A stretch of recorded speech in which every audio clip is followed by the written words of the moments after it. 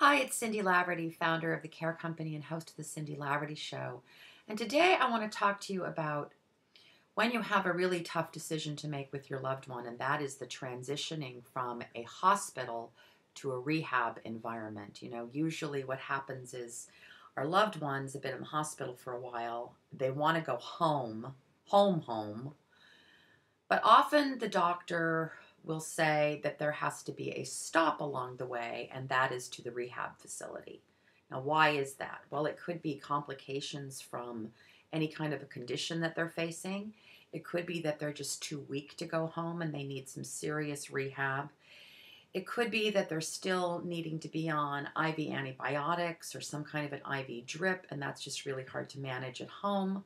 So the rehab is the place where they take them because they can't keep them in the hospital any longer. Now, understand that rehab is paid for by Medicare, so for a certain amount of time. But what I think is really important here is that you have to remember that you cannot make promises to your loved one that you might not be able to keep, such as you're never going to go to rehab. You're never going to go to a skilled nursing facility. You're never going to go to an assisted living facility. When we make those kind of promises, we lose our credibility. So your role here is to be really upbeat and just say, Mom, Dad, whoever it is you're taking care of, we're going to do everything we can to get you home in the quickest amount of time. But we might have to make a stop along the way, but you're not going to be alone in that. We're going to be here for you.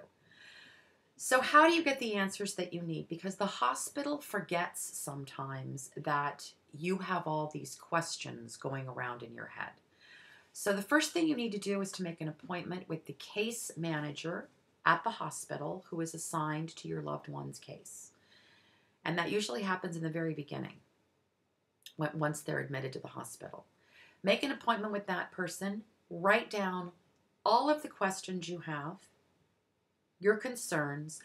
Why are we going to rehab? You need to be able to explain that to your loved one. What are the advantages? What is my loved one going to get out of going to rehab that we cannot offer at home? It's a whole lot of things. Can we bring in food? Can we bring a little refrigerator? Can we bring things from home? Can we make this room special? How many people will be in the room? And usually what the social worker will do is to give you a list of all the rehab facilities in the area close to the hospital. You must go check them out. You have to actually physically get in your car and go. Go check them out. Have a meeting with somebody there. There'll be a head of the rehab facility. Have a meeting. Walk around. See the rooms. Look in the physical therapy area. Look in the occupational therapy area. See if there's an outdoor space where you can go visit. You've got to go do that. Talk to some of the people who are there.